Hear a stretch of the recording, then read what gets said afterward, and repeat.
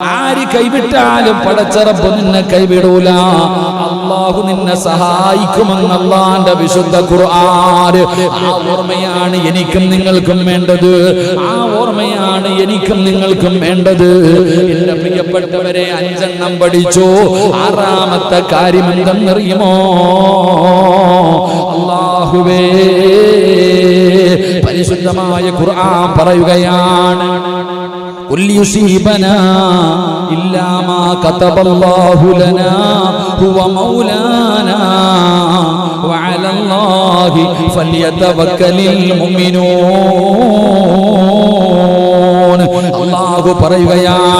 അല്ലാഹു പറയുകയാണ്, ഞങ്ങൾക്ക് രേഖപ്പെടുത്തിയതല്ലാതെ ഞങ്ങൾക്കൊരിക്കലും ബാധിക്കുകയില്ല. അവനാണ് ഞങ്ങളുടെ യജമാനന്. അല്ലാഹുവിനാണ് സത്യവിശ്വാസികളെ പരമേൽപ്പിക്കുന്നതെന്ന് വിശുദ്ധ ഖുർആൻ. എന്റെ പ്രിയപ്പെട്ടവരെ, 6ാമത്തെ കാര്യം പഠിച്ചോ. 2 എണ്ണം പറഞ്ഞ് നമുക്ക് ദുആ ചെയ്യാം. അല്ലാഹുവിന്റെ പരിശുദ്ധമായ ഖുർആൻ വിടന്ന് പറയുകയാ. എന്റെ പ്രിയപ്പെട്ടവർ എല്ലാവരും വ്യക്തമായി പഠിക്കണം. ഇത് പറയുന്നത് മറന്നു പോകരുത്. ഈ പറയുന്നത് ഒരു മുസ്ലിമും മറക്കരുത്. തവക്കൽതു അലല്ലാഹ് എന്ന് പറയുന്നവർക്ക് പടച്ചറപ്പ് കൊടുക്കുന്ന 6ാമത്തെ പ്രതിഫലം, ഏത് പ്രതിസന്ധിയിലും പിടിച്ചു നിൽക്കാനുള്ള ശക്തി അല്ലാഹ് അവർക്ക് കൊടുക്കുമെന്ന് അല്ലാഹുവിന്റെ വിശുദ്ധ ഖുർആൻ. കുല്ലൻ യുസീബനാ ഇല്ലാ മാ കതബല്ലാഹു ലനാ ഹുവ മൗലാനാ വഅലല്ലാഹി ഫൽയതവക്കലിൽ മുഅ്മിനൂൻ. അവർക്ക് യാതൊരു പേടിയുമില്ല, അവർക്ക് യാതൊരു പ്രയാസവുമില്ല. എന്തു വന്നാലും അവര് പറയും, ഇതെന്റെ റബ്ബ് തീരുമാനിച്ചതാ. ഉമ്മയുടെ ഗർഭാശയത്തിൽ കിടന്നപ്പോഴേ അല്ലാഹ് തീരുമാനിച്ചതാണിത്. എന്തിനാ ഞാൻ ഭയപ്പെടുന്നത്? എന്തിനാ ഞാൻ പേടിക്കുന്നത്? ഇതെന്റെ റബ്ബിന്റെ തീരുമാനമല്ലേ? എന്റെ പ്രിയപ്പെട്ടവരെ, പ്രതിസന്ധിയിൽ പിടിച്ചു നിൽക്കാനുള്ള ശക്തി റബ്ബ് അവന്റെ ഹൃദയത്തിന് കൊടുക്കുകയാണ്. ഇന്നത്തെ യുവതലമുറ പഠിക്കേണ്ടതാണ്. ഇന്നത്തെ യുവതലമുറകൾ പഠിക്കേണ്ടതാണ്. ജീവിതത്തിൽ പ്രയാസങ്ങളും പ്രതിസന്ധികളും കടന്നു വരുമ്പോ പിടിച്ചു നിൽക്കാൻ കഴിയുന്നില്ലല്ലോ. ആത്മഹത്യ വല്ലാതെ വർദ്ധിക്കുന്ന കാലമാ. പടച്ചവനെ, 1 പറഞ്ഞ് 2 പറഞ്ഞ് വഴക്ക് കൂടി ഭാര്യയും ഭർത്താവും തമ്മിലടിച്ചിട്ട് അവസാനം പടച്ചവനെ ഒരു കയറ് കഷ്ടത്തിന്റെ അകത്ത് തന്റെ കഴുത്ത് മുറിച്ച് അവിടെ നിന്ന് തൂങ്ങി മരിക്കുന്ന കാലമല്ലേ? നരമ്പ് മുറിക്കുന്ന കാലമല്ലേ? പടച്ചവനെ, നിങ്ങളൊന്ന് ചിന്തിച്ചു നോക്ക്. അല്ലാഹുവിന്റെ പരിശുദ്ധമായ ഖുർആൻ അവിടെ നിന്ന് പറയുകയാണ്, അതാ മനുഷ്യനുണ്ടല്ലോ, മനുഷ്യനത പതിച്ചു പോയാൽ പൽഹും അളല്ല്, പൽഹും അളല്ല്, 4 കാലികളെക്കാലം അത് പതിച്ചു പോകുമെന്ന് പരിശുദ്ധമായ ഖുർആൻ പറയുമ്പോ, എന്റെ പ്രിയപ്പെട്ടവരെയും മനുഷ്യനെ കുറിച്ച് പറയുമ്പോ നമുക്ക് ഇതുവരെ തിരിഞ്ഞിട്ടില്ല. അല്ലാഹ് പറഞ്ഞു 4 കാലികളെക്കാലം അത് പതിച്ചു പോകുമെന്ന് പറയുമ്പോ പടച്ചവനെ, ഇന്ന് കേരളക്കര കണ്ടുകൊണ്ടിരിക്കുകയാണ്. പടച്ചവനെ, അതാ വിവാഹം കഴിച്ച പെണ്ണിനെ വീടിന്റെ അകത്ത് വെച്ച് പാമ്പിനെ കൊണ്ട് കടിപ്പിച്ച് കൊല്ലുന്ന മനുഷ്യന്. എന്റെ പ്രിയപ്പെട്ടവളെ, അല്ലാഹുവേ, വിവാഹം കഴിച്ചു കൊണ്ടുവന്ന് ആസ്വദിച്ച് മതിയായപ്പോ എന്റെ പ്രിയപ്പെട്ടവരെ, പാമ്പിനെ കൊണ്ടുവന്ന് കടിച്ചു കൊന്ന കഥ കായ്ച്ചവരാ. പടച്ചവനെ, 2 ദിവസം മുമ്പല്ലേ ഒരച്ഛനും അമ്മയും ഉള്ള മകളല്ലേ? അല്ലാഹുവേ, ഒരു കഷ്ടമ കയറിന്റെ അകത്ത് തന്റെ ജീവിതം അവസാനിച്ചപ്പോ എന്തൊക്കെ മോഹങ്ങളായിരുന്നു, എന്തൊക്കെ സ്വപ്നങ്ങളായിരുന്നു, എന്തൊക്കെ പ്രതീക്ഷകളായിരുന്നു. എന്റെ വീടിന്റെ പരിസരത്താണ് ആ പാവപ്പെട്ട പെൺകുട്ടിയുടെ വീട്. അല്ലാഹുവേ, എത്ര പറഞ്ഞാലും പണത്തിനോടുള്ള ആർത്തി വന്നു കഴിഞ്ഞ മനുഷ്യന് കിട്ടുന്തോടും കൂടുക. അല്ലാഹുവേ, പണം കൂടുന്നതിനനുസരിച്ച് ആർത്തി കൂടുകയാണ്. അല്ലാഹുവേ, നിങ്ങളൊന്ന് ചിന്തിച്ചു നോക്ക്. ഇഷ്ടം പോലെ കൊടുത്തിട്ടും ഒരുപാട് സമ്പാദ്യം ഉണ്ടായിട്ടും പണത്തിന്റെ പേരില് പടച്ചവനെ മനുഷ്യനെ കൊല്ലാൻ തയ്യാറാകുന്ന 4 കാലികളെക്കാലം അതപ്പതിച്ച മനുഷ്യന്മാരുടെ കാലമാ. പടച്ചവനെ പിഞ്ചു കുഞ്ഞുങ്ങളെ വരെ പീഡിപ്പിക്കുകയാണ്. സ്വന്തം മക്കളെ വിറ്റ് ജീവിക്കുന്ന അച്ഛന്മാരുണ്ട്. പടച്ചവനെ പഠിക്കാൻ വരുന്ന പാവപ്പെട്ട കൊച്ചുകുട്ടികളെ പീഡിപ്പിക്കുന്നവന്മാരുണ്ട്. സ്വന്തം മകളുടെ പ്രായമല്ലേ ഉള്ളൂ, ആ പിഞ്ചു കുഞ്ഞുങ്ങളെ പീഡിപ്പിക്കാൻ, ആ പിഞ്ചു കുഞ്ഞുങ്ങളോട് മോശമായി പെരുമാറാൻ എല്ലാ പാവപ്പെട്ട ചെറുപ്പക്കാരികളായ പെണ്ണുങ്ങളെ പീഡിപ്പിച്ചിട്ട് ഗുഹ്യഭാഗങ്ങളിൽ കമ്പികൾ കുത്തിയിറക്കുന്ന ക്രൂരന്മാരായ മനുഷ്യന്മാരുണ്ടല്ലോ. ഇതൊക്കെ പണ്ട് ഫിർഔനിന്റെ കാലത്ത് അല്ലാഹുവേ 6-ാം നൂറ്റാണ്ടിലെ കാട്ടറബികളുടെ ചരിത്രം വായിക്കുമ്പോൾ വായിച്ചിട്ടുണ്ട്. പക്ഷേ ഇന്ന് നമ്മൾ കണ്ടുകൊണ്ടിരിക്കുകയാണ് നാൽക്കാലികളെക്കാലം മതപ്പതിക്കുന്ന മനുഷ്യന്മാർ വിദ്യാഭ്യാസമില്ലാഞ്ഞിട്ടാണോ? ചിന്തിച്ചു നോക്കിക്കപ്പ, പണം കിട്ടാത്തതിന്റെ പേരിലല്ലേ പാമ്പിനെ കൊണ്ടുവന്ന് ഒന്ന് കടിച്ചു തീർന്നില്ല, രണ്ടാമതും കടിപ്പിച്ചു കൊന്നത് ഇവിടെ അടുത്തവിടെ. അള്ളാന്റെ പരിശുദ്ധമായ ഖുർആൻ നോക്കിക്കേ, അള്ളാന്റെ ഖുർആന്റെ പണവോ ഒന്നുമല്ല. അല്ല പറഞ്ഞെന്തറിയോ, ഒരു സാലിഹത്തായ പെണ്ണ് ലോകത്തിലെ ഏറ്റവും വലിയ നിധിയാണെന്ന പെണ്ണിനെ കുറിച്ച് പരിശുദ്ധമായ ദീൻ പഠിപ്പിക്കുന്നത്. അള്ളാന്റെ ദീൻ പഠിപ്പിക്കുന്നത് ഒരു പെണ്ണിനെ കുറിച്ച് പറഞ്ഞത്, ഒരു സാലിഹത്തായ പെണ്ണ് ഏറ്റവും വലിയ നിധിയാ, അവളെ സൂക്ഷിച്ചു കൊണ്ടുപോകണേ എന്ന് നബി മുഹമ്മദ് മുസ്തഫ. എന്തിനാ ഈ സ്ത്രീധനം ചോദിച്ചു വരുന്നവനൊക്കെ കെട്ടിച്ചു കൊടുക്കാൻ പോണ? എന്തിനാ? ഓനെ തല്ലണം. അവനാണെങ്കിലും എനിക്ക് വേണം 50 പവൻ വേണം, 60 പവൻ വേണം, 101 പവൻ വേണം, കാറ് വേണം. എന്നാ ഒലക്കണ്ടായിട്ട് ഇവൻ ചോദിക്കണേ? ഇങ്ങനെയുള്ളവനെ മക്കളെ കെട്ടിച്ചു കൊടുക്കുന്ന മാതാപിതാക്കൾ, എൻ്റെ പ്രിയപ്പെട്ടവരെ, കേരള സർക്കാർ ഇപ്പോൾ ഒരു പുതിയ 2 ദിവസമായിട്ടുണ്ട് ഇങ്ങനെയുള്ള വിഷയങ്ങളുമായി ബന്ധപ്പെട്ട് നിങ്ങൾക്ക് പരാതികൾ അറിയിക്കാൻ വേണ്ടി ഒരു ഫോൺ നമ്പർ കൊടുത്തപ്പോൾ ഇന്നത്തെ പത്രം എടുത്തു നോക്കിയാൽ മതി, അതിൻ്റെ വാർത്ത മാത്രമേ ഉള്ളൂ. 700ഓളം പരാതികളാണ്. 700ഓളം സ്ത്രീധനത്തിന്റെ പേരിൽ പീഡനം. തികഞ്ഞില്ലടി. നിന്റെ വീട്ടിൽ നിന്ന് വന്നപ്പോ എന്തോ കൊണ്ടുവന്ന് 30 പവൻ 35 പവൻ 35 പവൻ എന്താ കുഴിച്ചെടുത്തതാ, കുലുക്കിയെടുത്ത? ആ 35 പവനുണ്ടാക്കാൻ എങ്ങനെ കഴിയുന്നു? ആ പാവപ്പെട്ട പെണ്ണിന്റെ വാപ്പാടെ രക്തം വിയർപ്പാക്കിട്ടത് ഉണ്ടാക്കിയത്. അത് നാണമില്ലാതെ മേടിച്ചോണ്ട് വന്നിട്ട് സുഖിക്കാൻ, കെട്ടിയ പെണ്ണിന്റെ സ്വർണ്ണം എടുത്തോണ്ട് പോയി പണയം വെക്കാനും വിറ്റിട്ട് ജീവിക്കാൻ ചില നട്ടലില്ലാത്തവന്മാര്. അള്ളാഹു ഈമാൻ നൽകുമാറാകട്ടെ. ഇങ്ങനെ കെട്ടിക്കൊണ്ടങ്ങോട്ട് വന്ന് ഒരുക്കം ആർഭാടം. വിവാഹമൊക്കെ കണ്ട എന്തൊരു ആർഭാടവാ. പിറ്റേ ദിവസം രാത്രി, കല്യാണത്തിന്റെ ആദ്യ രാത്രി ആമിനയുടെ കൈ പിടിച്ചിട്ട് പറയുന്നു, മോളെ ഒരു മോതിരം ഇങ്ങതാ, ഒന്ന് വിറ്റോട്ടെ, പൈസ കൊടുക്കാനില്ല. എന്തിനാടാ പഹയ പെണ്ണ് കെട്ടാൻ പോയെ? എടാ പണം, എടാ സ്വന്തം ഭാര്യക്ക് ചെലവിന് കൊടുക്കാൻ ഗതിയില്ലാത്തവൻ ദിക്കറും പറഞ്ഞിട്ട് കിടക്കണം, പെണ്ണ് കെട്ടാൻ പോരുത്. മഹർ പോലും വാങ്ങാൻ ഗതിയില്ലാത്തവന്മാര് പെണ്ണ് കെട്ടാൻ നടക്കുക. എന്നിട്ട് കിട്ടുന്നില്ല. ഇവൻ എന്നാണ്ട്? ഇതൊക്കെ ഈ വിദ്യാഭ്യാസം ഇല്ലാത്തവർ ചെയ്താൽ പറയാം ഓനൊരു കാട്ടിയാതി, അവന് വിവരമില്ലെന്ന് പറയാം. ഇങ്ങനെയൊക്കെ ഉള്ളവന്മാരൊക്കെ ഇങ്ങനെ ചെയ്യുമ്പോൾ ബാക്കിയുള്ളവന്റെ കാര്യം അത് വെച്ചുമ്പോൾ ഈ സാധുക്കൾ എത്ര നല്ലതാപ്പ. ഇന്നത്തെ പെണ്ണുങ്ങൾക്കൊക്കെ വിദ്യാഭ്യാസം ഉള്ളവന് മാത്രം മതി. 8ാം ക്ലാസ് 10ാം ക്ലാസ്, ആ 10ാം ക്ലാസ് ഉള്ളവൻ അന്തസ്സോടെ ജീവിക്കുന്നുണ്ട്. ഞാൻ ഒരിക്കലും കുറ്റപ്പെടുത്തിയതല്ല, നിങ്ങൾ ചിന്തിച്ചു നോക്കിയേ. ഈ വിദ്യാഭ്യാസം കൂടുന്നവൻ, നിങ്ങൾ ഈ അടുത്ത് നടന്ന സംഭവങ്ങൾ ഇന്നലെ ഇപ്പൊ ഇന്ന് പത്രത്തിലുണ്ട്. ഭാര്യ വിളിച്ചിട്ട് പരാതി പറഞ്ഞു. ഭാര്യ ഈ സ്ത്രീധന പീഡനത്തെ കുറിച്ച് ഭാര്യ വിളിച്ചിട്ട് പരാതി പറഞ്ഞു. പോലീസ് സ്റ്റേഷനിൽ നിന്ന് പോലീസുകാർ അന്വേഷിക്കാൻ വീട്ടിൽ വന്നപ്പോൾ ഇയാൾ ഇറങ്ങി ഓടി. പോലീസുകാര് തിരിച്ചു പോയപ്പോൾ കോടാലിക്കാൻ കണ്ട പെണ്ണുപിള്ളയെ വെട്ടിയെ. അലച്ചിക്ക് മനുഷ്യൻ എവിടെ എത്തി നിൽക്കും നമ്മൾ ചിന്തിക്ക്. ഞാൻ പറഞ്ഞു വന്നത്, എന്റെ പ്രിയപ്പെട്ടവരെ, നമ്മുടെ മക്കൾക്ക് പ്രതിസന്ധികളിൽ പിടിച്ചു നിൽക്കാൻ കഴിയുന്നില്ല.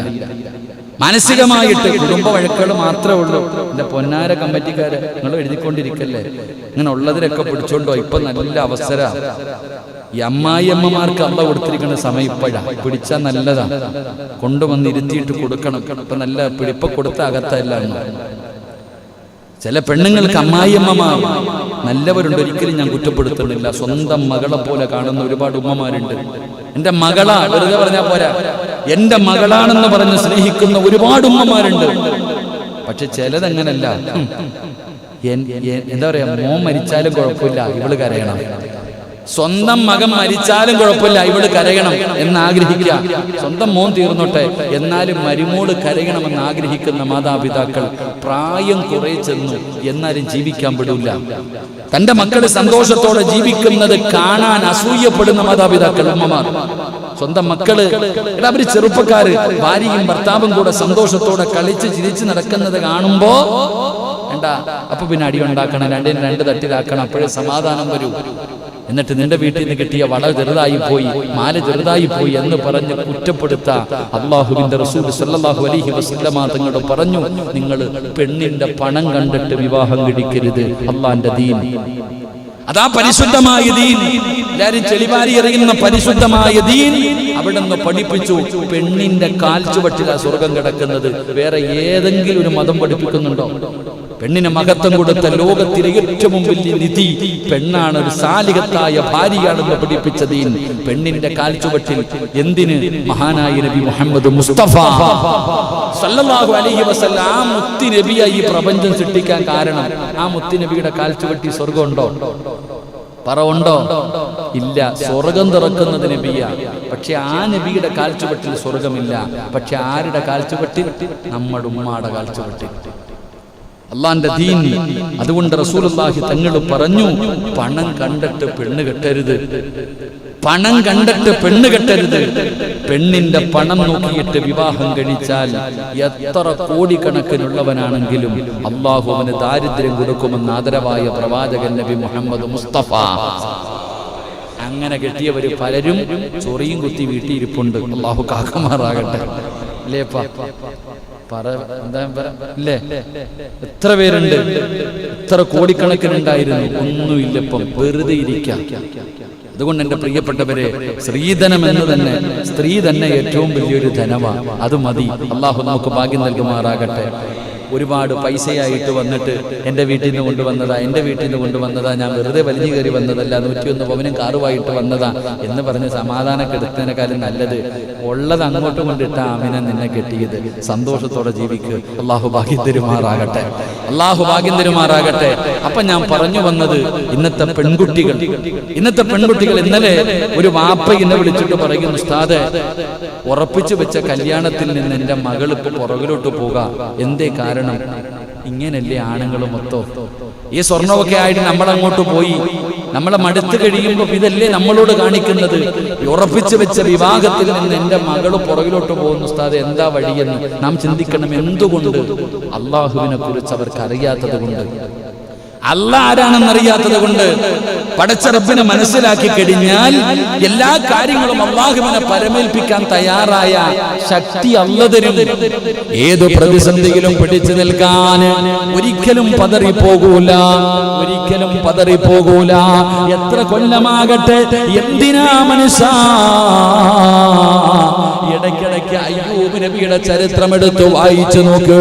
അയ്യൂബ് നബി അലൈഹിസ്സലാം 18 വർഷക്കാലം രോഗം പിടിച്ചിട്ട് ശരീരത്തിൽ നിന്ന് ചലങ്ങൾ ഒഴുകുകയാണ്, ദുർഗന്ധമടിക്കുകയാണ്, നടക്കാൻ കഴിയുന്നില്ല. റഹ്മത്തു ബീബി റളിയല്ലാഹു തആല അൻഹ പ്രിയപ്പെട്ട ഭർത്താവിനെ കുഞ്ഞിനെ ചുമക്കുന്നത് പോലെ ചുമന്നുകൊണ്ട് നടക്കുകയാ. ആലോചിച്ച് നോക്ക്, ഒരു ഭാര്യ തന്റെ പ്രിയപ്പെട്ട ഭർത്താവിനെ കുഞ്ഞുങ്ങളെ ചുമക്കുന്നത് പോലെ അല്ലാഹുവേ ഇങ്ങനെ ചുമന്നുകൊണ്ട് നടക്കുകയാണ്. ആ ഭാര്യയാണ് ഭർത്താവിനോട് പറഞ്ഞത്, നബിയേ, നിങ്ങൾ അല്ലാഹുവിന്റെ പ്രവാചകനാ, അല്ലാഹുവിന്റെ അടുക്കൽ ഒരു കാര്യം ചോദിച്ചാൽ കൈ താഴ്ത്തുന്നതിന് മുമ്പ് പടച്ച റബ്ബ് തരുമല്ലോ. ഒന്ന് ചോദിച്ചുകൂടെ, ഒന്ന് ദുആ ചെയ്തുകൂടെ? അയ്യൂബ് നബി പറഞ്ഞു, റഹ്മത്തേ, മടുത്തെങ്കിൽ നീ നിന്റെ വഴി നോക്കിക്കോ. നീ എന്നെ നോക്കി നോക്കി മടുത്തെങ്കിൽ റഹ്മത്തേ നിനക്ക് പോകാം. അല്ലാഹുവോട് ഞാൻ പറയൂല, അല്ലാഹുവോട് ഞാൻ പരാതി പറയൂല, അല്ലാഹുവോട് ഞാൻ ദുആ ചെയ്യില്ല. അതൊരു വല്ലാത്ത ഈമാനാ. 18 കൊല്ലം അങ്ങനെ നടന്നു. എന്നിട്ട് അവസാനം തന്റെ നാവ് കൊണ്ട് ദിക്ർ പറയാൻ കഴിയാതെ വന്നപ്പോ അപ്പോഴും അല്ലാഹുവോട് പറയുന്നു, നാഥാ, വഇന്നീ മസ്സനിയല്ലറു അന്ത അർഹമുർ റാഹിമീൻ. എന്റെ നാവിലെ രോഗമൊന്ന് മാറ്റിത്താ അല്ലാ. ദിക്റ് പറയാൻ കഴിയുന്നില്ല അല്ലാ. അപ്പോഴും പറഞ്ഞില്ല രോഗം മാറ്റാൻ. 18 കൊല്ലം ഇതുപോലെ നടന്ന നബിയാ. സാധാരണ മനുഷ്യനല്ല. അയ്യൂബ് നബി 81 കൊല്ലം പട്ടിണി എന്താണെന്ന് അറിഞ്ഞിട്ടില്ല. ജീവിതത്തിൽ 81 വർഷം അയ്യൂബ് നബിക്ക് പട്ടിണി എന്താ, ദാരിദ്ര്യം എന്താ, രോഗവും പ്രയാസവും എന്താ, വേദന എന്താണെന്നറിയാതെ 81 കൊല്ലം ജീവിച്ച നബിയാണ് അയ്യൂബ് നബി. ആ അയ്യൂബ് നബി പിന്നെ 18 വർഷക്കാലം ഇങ്ങനെ നടന്നിട്ട് ഒരിക്കൽ പോലും പടച്ച റബ്ബിനോട് പറയാൻ അവിടെ ദുആ ചെയ്യാൻ തയ്യാറായില്ല. അതുകൊണ്ട് എന്റെ പ്രിയപ്പെട്ടവരോട് ഓർമ്മപ്പെടുത്തുകയാ, ക്യാൻസർ വന്നാ എന്തിനാ പേടിക്കുന്നത്? അല്ലാഹുവിന്റെ റസൂൽ പറഞ്ഞല്ലോ, അല്ലാഹ് ഇഷ്ടപ്പെട്ടവർക്ക് അല്ലാഹു വലിയ വലിയ രോഗങ്ങൾ കൊടുത്തു പരീക്ഷിക്കുകയാ. എന്തിനാ സ്വർഗം കൊടുക്കാൻ? എന്തിനാ സ്വർഗം കൊടുക്കാൻ? എന്റെ പ്രിയപ്പെട്ടവരെ, അല്ലാഹു അങ്ങനെയുള്ള പരീക്ഷണങ്ങൾ കൊടുക്കുകയാണ്. എന്റെ പ്രിയപ്പെട്ടവരെ, ഒരുപാട് പ്രയാസങ്ങൾ, ക്യാൻസർ ആണ് ഉസ്താദ്, ട്യൂമർ ആണ് ഉസ്താദ്, കിഡ്നി തകരലാണ് ഉസ്താദ്, ഭർത്താവ് വെന്റിലേറ്ററിലാണ് ഉസ്താദ്, മക്കൾക്ക് മാരക രോഗമാണ് ഉസ്താദ് എന്ന് കരഞ്ഞുകൊണ്ട് പരാതി പറയുന്ന ഉമ്മ, മഹാനായ കലീമുല്ലാഹി മൂസാ നബി മൂസാ നബി അലൈഹിസ്സലാം ഒരിക്കൽ ഇങ്ങനെ നടന്നു പോകുമ്പോ ഒരു മനുഷ്യൻ ഇങ്ങനെ ഒരു ഗുഹയ്ക്കകത്തിരുന്ന് അല്ലാഹുവിനെ ആരാധിക്കുകയാണ്, അല്ലാഹുവിനെ നന്ദി കാണിച്ചു കൊണ്ടിരിക്കുകയാണ്. ഒരു ഗുഹയ്ക്കകത്തിരുന്ന് ഇബാദത്ത് ചെയ്യുകയാണ്. മൂസാ നബിക്ക് അത്ഭുതമായി, എന്ത് നല്ല മനുഷ്യനാ അല്ലാഹ്. ഇങ്ങനെയും ചില അടിമകളുണ്ടല്ലോ, അല്ലാഹ് നിന്നെ വഴിപ്പെടുന്ന, നിന്നെ പേടിക്കുന്ന, നിനക്ക് നന്ദി കാണി ജീവിക്കുന്ന ഇത്രയും നല്ല മനുഷ്യരുണ്ടല്ലോ അല്ലാഹ്. അൽഹംദുലില്ലാഹ്. എന്ത് മനോഹരമായ കാഴ്ചയാണ്, എന്ത് മനോഹരമായ കാഴ്ചയാണ്. മൂസാ നബി അങ്ങോട്ട് നടന്നു പോവുകയാണ്. എന്റെ പ്രിയപ്പെട്ടവരെ, ചരിത്രം പറയുന്നു, അവസാനം മൂസാ നബി തിരിച്ചു വരുമ്പോ, അതേ സ്ഥലത്തുകൂടെ തിരിച്ചു വരുമ്പോ ആ ഗുഹയ്ക്കകത്തിരുന്ന മനുഷ്യനെ കാണുന്നില്ല. അല്ലാഹുവിനെ നന്ദി രേഖപ്പെടുത്തിയിട്ട് അല്ലാഹുവിനെ ഇബാദത്ത് ചെയ്തുകൊണ്ടിരുന്ന മനുഷ്യനെ കാണുന്നില്ല. പിന്നെ ആ മനുഷ്യന്റെ കുറച്ച് ഇറച്ചികളാണ്. ആ മനുഷ്യന്റെ ശരീരത്തില് ചെറിയ ഭാഗങ്ങളൊക്കെ അവിടെ കിടക്കുകയാ. ഏതോ ഒരു വന്യമൃഗം വന്നു, ഏതോ ഒരു വലിയ മൃഗം വന്നു, ഈ മനുഷ്യനെ കടിച്ചു കീറി തിന്നിട്ട് കളഞ്ഞിട്ട് പോയതാ. മൂസാ നബിക്ക് അത്ഭുതമായി, നാദാ എത്ര നല്ല മനുഷ്യനാണല്ലോ, നിനക്ക് നന്ദി രേഖപ്പെടുത്തി. അല്ലാഹുവേ, നിന്നെ ഭയന്നുകൊണ്ട് ഈ വടവന്നീ ഗുഹയ്ക്കകത്തിരുന്ന് ഇബാദത്ത് ചെയ്യുന്നവനാണ്. എന്തിനാ അല്ലാഹ് ഇങ്ങനെ ഈ മനുഷ്യനെ നീ ചെയ്തത് എന്ന് അല്ലാഹുവേ മൂസാ നബി അവിടെ നിന്ന് ചിന്തിക്കുമ്പോ അതാ വരുന്ന മുഖറബുൽ അംലാക്ക് മലക്ക് ജിബ്രീൽ അലൈഹിസ്സലാം കടന്നു വന്നിട്ട് അവിടെ നിന്ന് പറയുന്ന, മൂസാ നബിയേ, അല്ലാഹുവിന് ചില അടിമകളുണ്ട്, അല്ലാഹുവിന് ചില അടിമകളുണ്ട്, അവർക്ക് സ്വർഗം നിർബന്ധമാ, അവർക്ക് സ്വർഗത്തിൽ ഉയർന്ന പദവിയുണ്ട്. അല്ലാഹുവേ, മൂസാ നബി അലൈഹിസ്സലാം അങ്ങോട്ട് പോകുമ്പോ ഒരു മനുഷ്യൻ ഗുഹയ്ക്കകത്തിരുന്നിട്ട് ഒറ്റക്കിരുന്ന് ഇബാദത്ത് ചെയ്യാ. മൂസാ നബിക്ക് അത്ഭുതം തോന്നി, അല്ലാഹ് ഇങ്ങനെയും ചില മനുഷ്യന്മാരുണ്ടല്ലോ, അൽഹംദുലില്ലാഹ്. തിരിച്ചു വന്നപ്പോ ഇത്തിരി എല്ലും കഷ്ടം കിടക്ക, ആ മനുഷ്യനെ കാണാനില്ല. ഏതോ ഒരു മൃഗം വന്ന് കടിച്ചു കീറി തിന്നിട്ട് വാക്കി കളഞ്ഞിട്ട് പോയിരിക്ക. എന്തേ അല്ലാഹ് ഇങ്ങനെ? എത്ര നല്ല മനുഷ്യനായിരുന്നു, ഇങ്ങനെ വന്നല്ലോ. നമ്മൾ ചോദിക്കൂലേ, 5 നേരം നിസ്കരിക്കുന്ന ഈ മനുഷ്യൻ ഉസ്താദെ കിടന്ന കിടപ്പിൽ കിടന്ന് മലമൂത്ര വിസർജനം നടത്തിയിട്ടും മരിച്ചുപോയല്ലോ, നമുക്ക് വലിയ പ്രയാസം. ഓൻ രാജാവ, അല്ലാഹ് ഈമാൻ തരുമാറാകട്ടെ. ഉറക്കപ്പുറ, അല്ലാഹ് ഈമാൻ തരുമാറാകട്ടെ. ഇവിടെ കള്ളുകുടിയൻ ഹാപ്പി ആയിട്ട് നടക്കുന്നു, കണ്ടിട്ടുണ്ടാ? കള്ളുകുടിയനും കഞ്ചാവടിക്കുന്നവനും, കഞ്ചാവടിയുടെ കാര്യമൊന്നും പറയാതിരിക്കലപ്പം നല്ലത്. ഇപ്പൊ കഞ്ചാവടിയൊക്കെ പുള്ളന്മാരിലേക്ക് ചെറിയ കുട്ടികളെ മൊത്തം അടിക്കുന്നത്. അള്ളാഹു നമ്മുടെ മക്കളെയൊക്കെ കാക്കുമാറാകട്ടെ. ആമീൻ പറ. അള്ളാഹു നമ്മളെ കാക്കുമാറാകട്ടെ. 10-20 വയസ്സിനകത്തുള്ളതൊക്കെ ഇപ്പം കള്ളുകുടിയൊക്കെ മാറിയെന്നേ. ഇപ്പൊ വലിച്ചങ്ങോട്ട് കയറ്റിയിട്ട് ഇങ്ങോട്ട് നടക്കാം. പാപ്പാടുത്ത് പറയാ, കാക്ക മോനിങ്ങനെ, ഓ എന്റെ മോനോ, എന്റെ മോൻ മലക്കല്ലേ അവനോ. അവസാനം പോലീസ് പൊക്കുമ്പോ അറിയാം, ഇടികൊണ്ട് വാടും. അള്ളാഹു കാക്കുമാറാകട്ടെ. പാപ്പാടുത്ത് പറയാ, മോൻ കഞ്ചാവടിക്കുന്നുണ്ട്, അവന്റെ സ്വഭാവം കൂട്ടുകാര് കണ്ടിട്ടുണ്ടാ, കൂട്ടുകാരൊന്നും ശരിയല്ല എന്ന് പറയുമ്പോ എന്റെ മോൻ ഉസ്താദിന് അസൂയ, ഉസ്താദിന് അസൂയ. പറയാൻ തന്നെ പലരും മടിക്കുന്നു. അള്ളാഹു കാക്കുമാറാകട്ടെ. എൻ്റെ പ്രിയപ്പെട്ട സഹോദരങ്ങളെ, ഇപ്പൊ ഈ മനുഷ്യന്റെ അവസ്ഥ നോക്കി നമ്മൾ പറയുന്നത്, എടാ ഈ 5 നേരം നിസ്കരിക്കുന്ന ആൾക്കാരൊക്കെ ക്യാൻസർ വന്ന് മരിക്കാറുണ്ട്, ട്യൂമർ വന്ന് മരിക്കാറുണ്ട്. കഞ്ചാവടിച്ച് കിടക്കുന്നവൻ പെട്ടെന്നങ്ങ് മരിച്ചു പോവാ, കിടപ്പൊന്നുമില്ല. അവനെ പിന്നെ അല്ല കിടത്തൂലല്ലോ, പെട്ടെന്നങ്ങ് പോകത്തേ ഉള്ളൂ. എന്തേ കാരണം? നമ്മൾ പറയും, ഉസ്താദെ ഉമ്മായും വാപ്പായും കിടന്നിട്ട് വേദന സഹിക്കാൻ പറ്റാതെ കിടക്കും, സഹിക്കണില്ല ഉസ്താദെ. ആരാ നീ? നിനക്കട സഹിക്കാൻ പറ്റുന്നത്? അവര് രാജാവാ.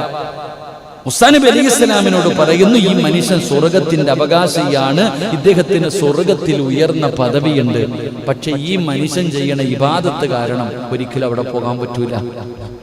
ഈ മനുഷ്യൻ ചെയ്തുകൊണ്ടിരിക്കുന്ന സൽക്കർമ്മം കാരണം സ്വർഗത്തിലെ ഈ ഉയർന്ന പദവിയിൽ മരിക്കുന്നവരെ ചെയ്താലും പോകാൻ പറ്റൂല. പിന്നെ എങ്ങനെ പോകും? അള്ളാഹു ഇതുപോലെയുള്ള ആ മൃഗം വന്നു കടിച്ച് കീറി തിന്നു, ആ വേദനകൾ മുഴുവനും അനുഭവിച്ചു. അതിനു പകരം അള്ളാഹു സ്വർഗത്തിൽ ആ പദവി കൊടുക്കുമെന്ന് നബി മുഹമ്മദ് മുസ്തഫ. ഒരു പനി വന്ന കാലിൽ ഒരു മുള്ളുകൊണ്ട പാപം പൊറുക്കുന്ന, ഒരു പനി വന്ന് നേരം വെളുത്തു, രാത്രി ഒരു പനി വന്നു, രാവിലെയായി, ഒരൊറ്റ പനി കൊണ്ട് അവന്റെ പാപങ്ങൾ അള്ളാഹു പുറത്തു കൊടുക്കുമെന്ന് നബിയിന റസൂലുള്ളാഹി. ഒറ്റ പനി മതി സ്വർഗത്തിൽ പോകാൻ, ഒരൊറ്റ പനി മതി. എടാ ഹദീസ് നിങ്ങൾ എടുത്ത് നോക്ക്, ഒരു പനി വന്നാൽ തന്നെ സ്വർഗത്തിൽ പോകുന്ന, ഒരൊറ്റ രാത്രി പനിച്ച ജീവിതത്തിൽ ചെയ്ത പാപം മുഴുവനും പൊറുക്കുന്ന. പക്ഷെ നമ്മുടെ പാപം പൊറുക്കൂല. ആരാപ്പ പനി വന്നപ്പോ? അൽഹംദുലില്ലാ, നരകത്തിന്റെ തീയുടെ ചൂട് അതിന്റെ ഒരു അടയാളമാണല്ലോ. അൽഹംദുലില്ലാ പറയണ എത്ര പേരുണ്ട്? എന്നാൽ ഒരു പനി മതി പാപം പൊറുക്കാൻ. അതുകൊണ്ടാ പറഞ്ഞത്. അള്ളാഹു നമുക്ക് ഈമാൻ നൽകുമാറാകട്ടെ. മഹാനായ നബി സല്ലല്ലാഹു അലൈഹി വസല്ലമ തങ്ങൾ പറയുകയാ, തവക്കൽതു അലല്ലാഹ്. വരണ്ടവന് വരൂലേ? പേടിയുണ്ടോ? വരണ്ടവന് വരുവോ? എന്തും വരുവോ? ആർക്കെങ്കിലും തടയാൻ പറ്റുമോ? പറ്റുമോ? പറ്റൂല. എന്തൊക്കെ ഇട്ടാലും പറ്റൂല. അല്ലാഹു ഈമാൻ തരുമാറാകട്ടെ. ഉമ്മാടെ വയറ്റിൽ കിടന്ന പൻസാരി എന്നെ പേര് എഴുതിയിട്ടുണ്ടായിരുന്നെങ്കിൽ അതെന്നെ.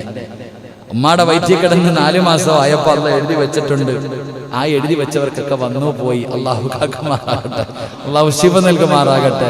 ഇനി ആരുടെയൊക്കെ പേരുണ്ടെന്ന് അറിയത്തില്ല. അള്ളാഹു അയലം. അള്ളാഹു നമുക്കൊക്കെ അള്ളാഹുവിന്റെ കാവല് നൽകി ഗ്രഹിക്കുമാറാകട്ടെ. തവക്കൽതു അലല്ലാഹ്, അതാണ് ഏറ്റവും വലിയ ആയുധം.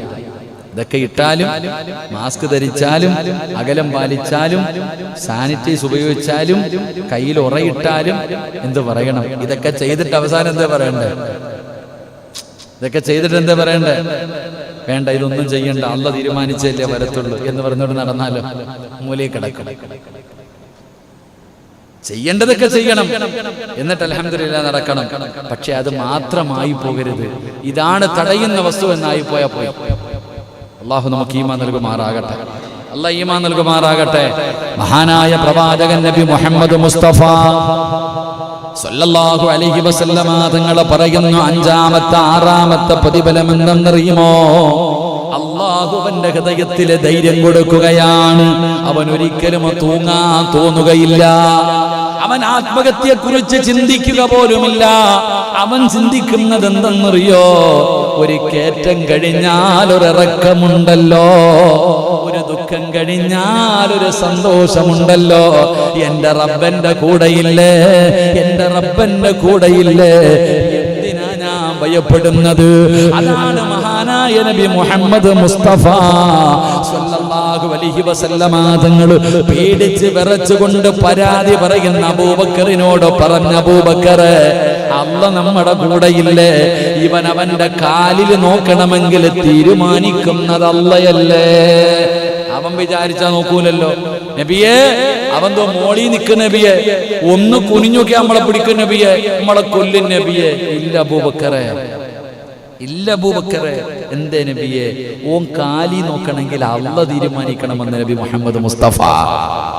സത്യല്ലേ? അല്ലാഹ് തീരുമാനിച്ചാലല്ലേ ചലനങ്ങൾ പോലും നിയന്ത്രിക്കുന്നവൻ അല്ലാഹയാ. അല്ലാഹ് തീരുമാനിക്കണം. ഇവിടെ ഇരിക്കണ എത്ര എണ്ണം വീട്ടിൽ പോകണമെന്ന്. അല്ലാഹു ദീർഘായുസ്സ് നൽകുമാറാകട്ടെ.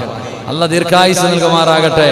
എന്റെ പ്രിയപ്പെട്ടവരെ, പരിശുദ്ധമായ ഖുർആൻ അവിടെ നിന്ന് പറയുകയാണ്, തവക്കൽതു അലല്ലാഹ്. മക്കളെ പഠിപ്പിച്ചോ, നിന്റെ പൊന്നാര മക്കൾക്ക് അല്ലാഹ് പഠിപ്പിച്ചു കൊടുത്തോ. ഏത് പ്രതിസന്ധിയിലും പിടിച്ചു നിൽക്കാനുള്ള ശക്തി അല്ലാഹു അവർക്ക് കൊടുക്കുമെന്ന് നബി മുഹമ്മദ് മുസ്തഫ. അല്ലാഹുവിന്റെ പരിശുദ്ധമായ ഖുർആൻ അവിടെ നിന്ന് പറയുകയാണ്. എന്റെ പ്രിയപ്പെട്ടവരെ, വിശദീകരിക്കുന്നില്ല. ഏഴാമത്തെ കാര്യം എന്തെന്നറിയോ? ഏഴാമത്തെ കാര്യം എന്തെന്നറിയുമോ? മഹാനായ നബി മുഹമ്മദ് മുസ്തഫ സല്ലല്ലാഹു അലൈഹി വസല്ലമ തങ്ങൾ പറയുകയാണ്, മുത്തുനബി അവിടെ നിന്ന് പറയുകയാ, ഒരു തവക്കൽതു അലല്ലാഹ് എന്ന് പറയുന്നതിന്റെ പ്രതിഫലമാ മഹാനായ നബി മുഹമ്മദ് മുസ്തഫ സല്ലല്ലാഹു അലൈഹി വസല്ലമ തങ്ങൾ പറയുകയാണ്, പടച്ച റബ്ബ് അവർക്ക് കൊടുക്കുന്ന പ്രതിഫലം അറിയുമോ? നാളെ അല്ലാഹുവിന്റെ കോടതിയിൽ ഇങ്ങനെ നിൽക്കുകയാണ്. അല്ലാഹുവിന്റെ പ്രവാചകൻ സല്ലല്ലാഹു അലൈഹി വസല്ലമ തങ്ങൾ പറയുകയാ, നാളെ അവര് വിചാരണയില്ലാതെ സ്വർഗത്തിലേക്ക് കടന്നു പോകുമെന്ന് നബി മുഹമ്മദ് മുസ്തഫ സല്ലല്ലാഹു അലൈഹി വസല്ലമ തങ്ങൾ പറയുകയാണ്. വിചാരണയില്ലാതെ കടന്നു പോകുന്നവർ, എന്റെ പ്രിയപ്പെട്ടവരെ, പരലോകത്ത് അല്ലാഹു അവന്റെ മുന്നിൽ ഒന്നിച്ചു കൂട്ടുകയും അവർ ചെയ്തു പോയ പ്രവർത്തനങ്ങൾ നന്മയാകട്ടെ തിന്മയാകട്ടെ, വമൻ യഅമൽ മിസ്കാല ദർറത്തിൻ ഖൈറൻ യറാ വമൻ യഅമൽ മിസ്കാല ദർറത്തിൻ ശർറൻ യറാ. ജീവിതത്തിൽ ചെയ്തു കൂട്ടിയത് മുഴുവനും നാളെ പടച്ച റബ്ബിന്റെ പരലോകത്ത് വെച്ചുകൊണ്ട് അല്ലാഹുവിന്റെ കോടതിയിൽ പിടിച്ചു നിർത്തിയിട്ട് പടച്ച റബ്ബ് ചോദിക്കുമല്ലോ. ആ വിചാരണയെ കുറിച്ച് പരിശുദ്ധമായ ഖുർആൻ മുത്തുനബിയുടെ ഹദീസുകൾ നമുക്ക് പഠിപ്പിച്ചു തരുന്നുണ്ടല്ലോ. അതുകൊണ്ടല്ലേ പ്രവാചകൻ പറഞ്ഞത്, ഹസിബൂ ഖബല അൻ തുഹാസബൂ. മരിക്കുന്നതിന് മുമ്പ്, വിചാരണ കടന്നു വരുന്നതിന് മുമ്പ് നീ ഒന്ന് സ്വന്തമായിട്ട് വിചാരണ ചെയ്യ്. അതുകൊണ്ടാണ് മഹാനായ സയ്യിദുനാ ഉമർ ഇബ്നുൽ ഖത്താബ് റളിയല്ലാഹു തആല അൻഹു പാതിരാത്രി തന്റെ വീടിന്റെ അകത്ത് കയറിയിരുന്ന് ചാട്ടവാറുകൊണ്ട് തന്റെ ശരീരം തല്ലിച്ചതച്ചത്. ചാട്ടമാറുകൊണ്ട് തന്റെ ശരീരത്തെ തല്ലുകയാണ്. ശരീരമേ, നീ ഇങ്ങനെ ചെയ്തല്ലോ, അല്ലാഹുവിന്റെ അടുക്കൽ നീ എന്ത് പറയും, അല്ലാഹുവിന്റെ അടുക്കൽ നീ എന്ത് പറയും എന്ന് പറഞ്ഞുകൊണ്ട് സ്വന്തം ശരീരത്തിനെ വിചാരണ ചെയ്തത് മഹാനായ സയ്യിദുനാ ഉമർ ഇബ്നുൽ ഖത്താബ്. ആരാ ഉമർ എന്നറിയുമോ? ഉമറും ഫിൽ ജന്ന. ഉമറേ, നീ സ്വർഗത്തിലാ. ഉമറേ, നീ സ്വർഗത്തിലാ. ജീവിച്ചിരുന്നപ്പം മുത്തുനബി പറഞ്ഞു, ഉമറേ നീ സ്വർഗത്തിലാ ഉമറേ എന്ന് അല്ലാഹുവിന്റെ റസൂൽ പറഞ്ഞു. ഉമറേ, നിനക്ക് സ്വർഗത്തിൽ ഒരു വീട് ഞാൻ കണ്ടു ഉമറേ എന്ന് മുത്തുനബി പറഞ്ഞ ഉമർ. ആ ഉമർ തങ്ങളാണ് സ്വന്തം വിചാരണ ചെയ്തത്. എന്റെ പ്രിയപ്പെട്ടവരെ, അല്ലാഹുവിന്റെ പരിശുദ്ധമായ ഖുർആൻ പറയുകയാ, ഞാനും നിങ്ങളും വിചാരണയെ കുറിച്ച് ചിന്തിക്കാറുണ്ടോ? നാളെ ഒരു ദിനം വരുമല്ലോ, അല്ലാഹുവേ നമ്മുടെ മുന്നിൽ പടച്ച റബ്ബ് വിചാരണ ചെയ്യുമല്ലോ. ഇന്ന ഇലൈനാ ഇയാബഹും സുമ്മ ഇന്ന അലൈനാ ഹിസാബഹും. അല്ലാഹുവിന്റെ വിശുദ്ധമായ ഖുർആൻ പറയുകയാ, തീർച്ചയായും നമ്മുടെ അടുത്തേക്ക് അവരുടെ മടക്കം എന്നിലേക്കാണ്. ഇന്ന ഇലൈനാ ഇയാബഹും. അല്ലാഹു പറയുന്നു, നീ എന്നിലേക്ക് തന്നെ മടങ്ങി വരേണ്ടവനാടാ. സുമ്മ ഇന്ന അലൈനാ ഹിസാബഹും. നിനക്ക് വിചാരണയുണ്ടെന്ന് പരിശുദ്ധമായ ഖുർആൻ പറയുമ്പോ, എന്റെ പ്രിയപ്പെട്ടവരെ, വിചാരണ വിചാരണയെ കുറിച്ച് ചിന്തിക്കാത്തത്? മഹാനായ പ്രവാചകൻ സല്ലല്ലാഹു അലൈഹി വസല്ലമ തങ്ങൾ അവിടെന്ന് പറയുകയാ, തവക്കൽതു അലല്ലാഹ്, അല്ലാഹുവിൽ പരമേൽപ്പിച്ചവർ, തവക്കൽതു അലല്ലാഹ് പറഞ്ഞവർ അവർക്ക് കിട്ടുന്ന പ്രതിഫലമാണ് പറയുന്നത്. അല്ലാഹുവിന്റെ റസൂൽ പറയുകയാ, അല്ലാഹുവിന്റെ റസൂൽ പറയുകയാണ്, ഖാല നബി സല്ലല്ലാഹു അലൈഹി വസല്ലം യദ്ഖുലുൽ ജന്നത മിൻ ഉമ്മതി 70000 ബിഗൈരി ഹിസാബ്.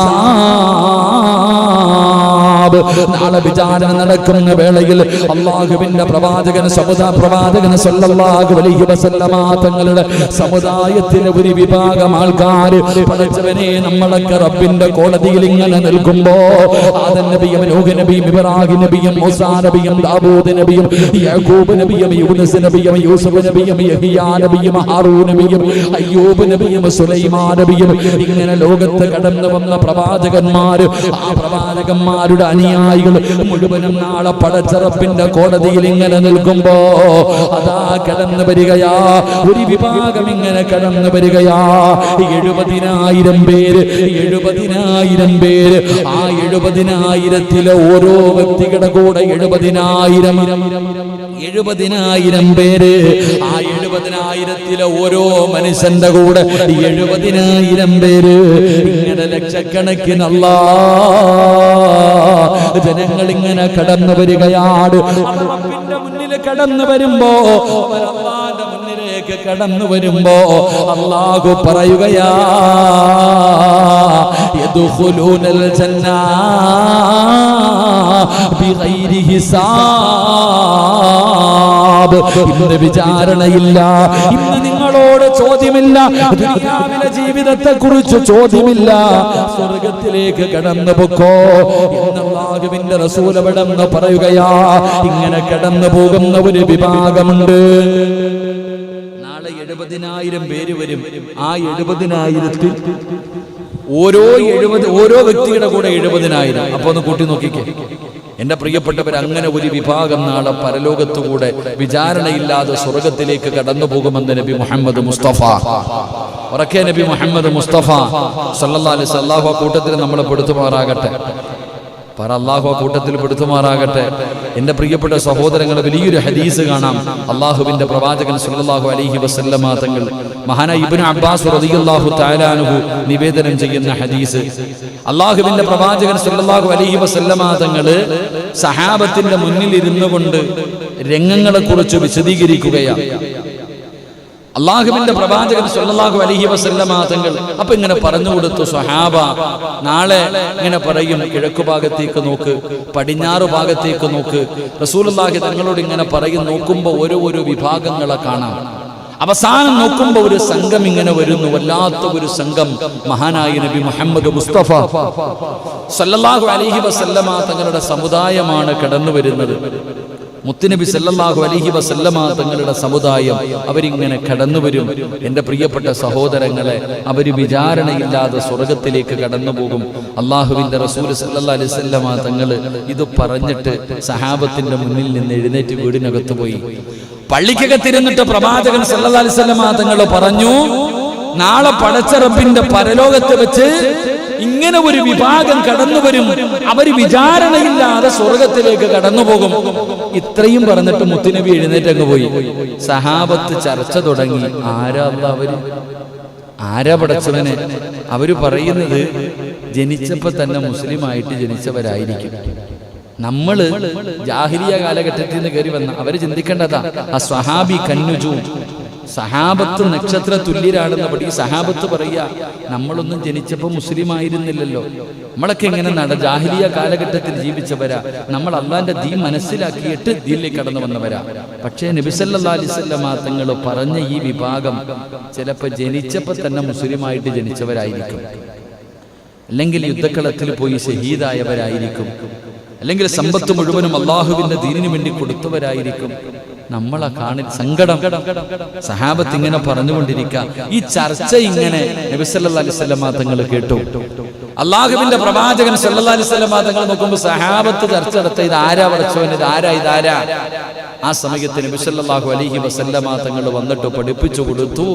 ആ വിഭാഗം 4 വിഭാഗമാണെന്ന് നബി മുഹമ്മദ് മുസ്തഫ സല്ലല്ലാഹു അലൈഹി വസല്ലമ തങ്ങൾ പറഞ്ഞു. അവരാരാ? 4 വിഭാഗം ആൾക്കാർ. ഖുർആൻ പറയുന്നു ഒരുപാട് വിഭാഗമുണ്ട്, എങ്കിലും പരിശുദ്ധമായ ഖുർആൻ 4 വിഭാഗത്തെ ഖുർആൻ പറയുന്നുണ്ട്. 4 വിഭാഗം. അള്ളാഹു അതിൽ ഏതെങ്കിലും ഒരു കൂട്ടത്തിൽ നമ്മളെ പെടുത്തുമാറാകട്ടെ.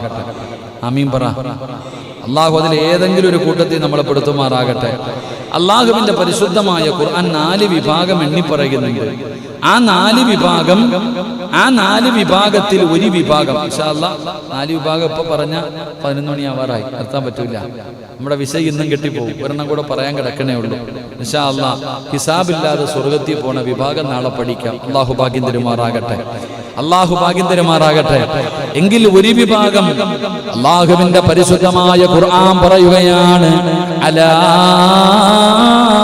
റബ്ബിഹിം യതവക്കലൂൻ.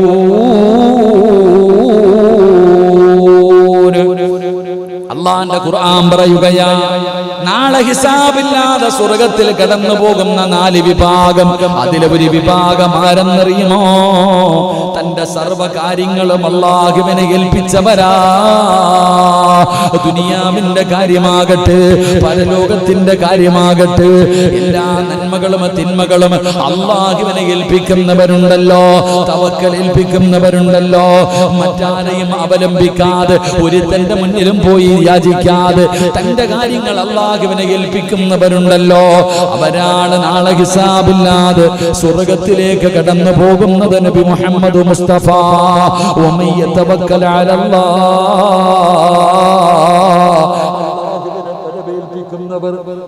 അല്ലാഹുവിനെ പരമേൽപ്പിക്കുന്നവർ അവർ നാളെ വിചാരണയില്ലാതെ സ്വർഗത്തിലേക്ക് കടന്നു പോകുമെന്ന് നബി മുഹമ്മദ് മുസ്തഫ സല്ലല്ലാഹു അലൈഹി വസല്ലമ തങ്ങൾ പറയുകയാണ്. നാളെ പടച്ചറപ്പിന്റെ പരലോകത്ത് എല്ലാവരും ഇങ്ങനെ നിൽക്കുമ്പോ അതാ വിളിക്കുകയാണ് മലക്കുകൾ.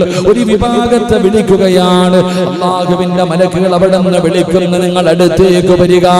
ഒരു വിഭാഗത്തെ വിളിക്കുന്നു. എന്നിട്ട് സ്വർഗം ഇങ്ങനെ കാണിച്ചു കൊടുക്കുകയാണ്. നമ്മളൊക്കെ വെച്ചിരിക്കുന്ന കാല് ചലിപ്പിക്കാൻ കഴിയാതെ ജീവിതത്തിൽ ചെയ്തു കൂട്ടിയത് മുഴുവനും എണ്ണി എന്നെ ചോദിക്കുകയാണ്.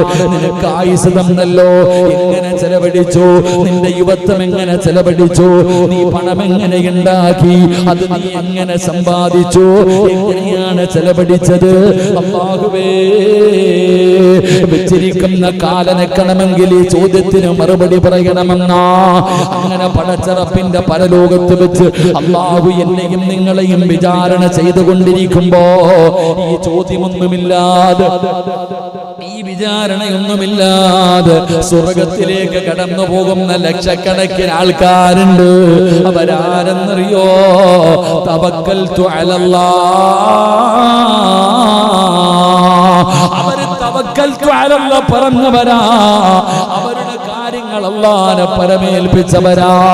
അതുകൊണ്ട് ചെറുപ്പക്കാരാ, എന്റെ പ്രിയപ്പെട്ട മുസ്ലിമേ, തവക്കൽതു അലല്ലാഹ് നിന്റെ ദുനിയാവും ആഖിറവും രക്ഷപ്പെടുത്താൻ കഴിയുന്ന ഒരു നന്മയാ. മറന്നു പോകരുത്. പിഞ്ചു കുഞ്ഞുങ്ങളെ പഠിപ്പിക്കണം, ചെറുപ്പത്തിലേ പഠിപ്പിക്കണം. എന്ത് കാര്യത്തിലും തവക്കൽതു അലല്ലാഹ്, അല്ലാഹുവിനെ പരമേൽപ്പിക്കാൻ പഠിപ്പിക്കൂ. എന്നിട്ട് എണ്ണി 7 പറഞ്ഞു കൊടുക്കണം. 7 നന്മകളാണ് പഠിച്ചത്. 7 നന്മകളാണ് പഠിച്ചത്. 7 നിന്റെ മക്കൾക്ക് പറഞ്ഞു കൊടുക്ക്. എന്റെ പ്രിയപ്പെട്ട ഉമ്മമാർ, മക്കളൊക്കെ കൂടെയുണ്ടല്ലോ. പഠിച്ചവനെ, വെറുതെ ഓൺലൈൻ ക്ലാസ് കഴിഞ്ഞാൽ മക്കള് മൊബൈലിൽ കുത്തിയിരിക്കുകയാണ്. രാത്രി 10 മണിയായി 11 മണിയായി മക്കള് കിടന്നുറങ്ങാതെ മൊബൈലിൽ കളിച്ചു കൊണ്ടിരിക്കുകയാണ്. എന്റെ പ്രിയപ്പെട്ട മാതാപിതാക്കളെ, മക്കളെ ശ്രദ്ധിക്കാൻ സമയമില്ലാത്ത മാതാപിതാക്കൾ, പഠിച്ചവനെ അതായെന്ന കൂട്ടുകാര്, ചെറുപ്പക്കാരായ മക്കളുണ്ടല്ലോ, ഒരുമിച്ചിരുന്നു കൊണ്ട് ഗെയിം കളിക്കുന്ന കാലമാ. പഠിച്ചവനെ അടുത്ത വീട്ടില് ദൂരെ കിടക്കുന്നവനും വീടിന്റെ അകത്തിരുന്ന് പഠിച്ചവനെ ഗ്രൂപ്പായിരുന്നു കൊണ്ട് ഗെയിം കളിക്കുകയാണ്. വൃത്തികേടുകൾ കാണുകയാണ്, വൃത്തികേടുകൾ പറയുകയാണ്. 15 വയസ്സുള്ളവന് 18 വയസ്സുള്ള മകനെ നേരെയാക്കാൻ ഉമ്മയ്ക്ക് കഴിയുന്നില്ലല്ലോ, വാപ്പയ്ക്ക് കഴിയുന്നില്ലല്ലോ. എന്ത് നാണക്കേടാ. അല്ലാഹ് അമാനത്തായി നൽകിയ മക്കളെ നന്നാക്കാൻ കഴിയാത്ത ഉപ്പ. മക്കളെ നമസ്കരിച്ചില്ലെങ്കിൽ എഴുന്നേറ്റ് നിസ്കരിക്കടാ എന്ന് മക്കളെ വിളിച്ചുണർത്താത്ത മാതാപിതാക്കള് നിങ്ങളെ കാലം നശിച്ചവരുണ്ടോ? നിങ്ങളെ കാലം നഷ്ടപാടിയുണ്ടോ? വാപ്പാ 7 വയസ്സുള്ളവനെ നിസ്കരിക്കാൻ കൽപ്പിക്കണം. 10 വയസ്സായിട്ട് നിസ്കരിക്കാത്തവനെ തല്ലി നമസ്കരിപ്പിക്കണം. ഉസ്താദേ 10 അല്ല 15 അല്ല 18 അല്ല.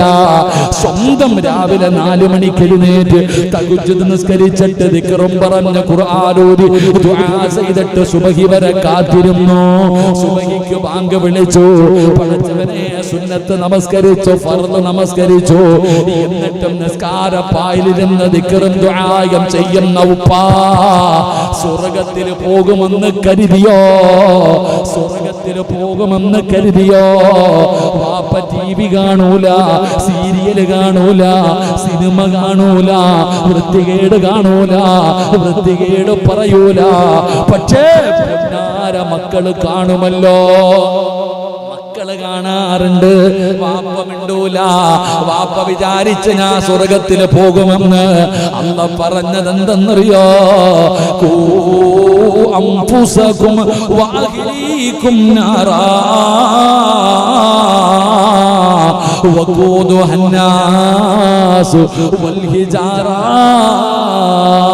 കള്ള് കുടിക്കുന്ന മക്കളെ കുറിച്ച് പറയുന്നവർ കഞ്ചാവ് ലഹരിയാണ്, കള്ളി ലഹരിയാണ്, പടച്ചവനെ വീടിവലി ലഹരിയാണ്, മോശമായ സാധനങ്ങളെ തിന്നുന്നത് ലഹരിയാണ്. എന്നാൽ എന്റെ ഉപ്പാ മൊബൈൽ ലഹരിയാണെന്ന് നിനക്ക് ഇതുവരെ തിരിയാത്തത്? പടച്ചവനെ ഓൺലൈൻ ക്ലാസിന്റെ പേരില് ഉമ്മയുടെ ഫോൺ മക്കൾക്ക് കൊടുക്കൂല, വാപ്പയുടെ ഫോൺ മക്കൾക്ക് കൊടുക്കൂല. കാരണം പേടിയാ. പല രഹസ്യങ്ങളും മക്കള് കാണുമല്ലോ. അതുകൊണ്ട് കടയിൽ ചെന്ന് പുതിയ ഫോൺ വാങ്ങിയിട്ട് 5ാം ക്ലാസ്സുകാരന്റെ കയ്യില്, 6ാം ക്ലാസ്സുകാരന്റെ കയ്യില്, 10ാം ക്ലാസ്സിൽ പഠിക്കുന്ന പൊന്നുമോള് രാവും പകലും മൊബൈലാ. ആർക്കും സമയമില്ല. വാപ്പ ഒരു റൂമില്, ഒരു റൂമില്, മക്കളെല്ലാവരും ഒരു റൂമില്. റസൂലുള്ള പറഞ്ഞല്ലോ, ഒരു കാലം വരും, ഒരു കാലം വരും അന്ന് സർവ്വ വീടുകളിലും വ്യഭിചാരം നടക്കുമെന്ന് ആദരവായ പ്രവാചകൻ നബി മുഹമ്മദ് മുസ്തഫ. വ്യഭിചാരമില്ലാത്ത വീടുകളില്ല, വ്യഭിചാരമില്ലാത്ത വീടില്ല, വ്യഭിചാരമില്ലാത്ത വീടില്ല. വ്യഭിചാരമെന്ന് പറഞ്ഞാൽ ഒരാണിന്റെയും പെണ്ണിന്റെയും ഗുഹ്യഭാഗങ്ങൾ ചേരുന്നതിനല്ല. കണ്ണിന് വ്യഭിചാരമുണ്ട്, നാവിന് വ്യഭിചാരമുണ്ട്, ചെവിക്ക് വ്യഭിചാരമുണ്ട്, നാവിന് വ്യഭിചാരമുണ്ട്, കൈക്ക് വ്യഭിചാരമുണ്ട്, കാലിന് വ്യഭിചാരമുണ്ട്, ഗുഹ്യഭാഗത്തിന് വ്യഭിചാരമുണ്ട്, ഹൃദയത്തിന് വ്യഭിചാരമുണ്ട്. പാതിരാത്രി ആയാൽ ഉമ്മ മൊബൈലിലൂടെയുള്ള ചർച്ചയാണ്.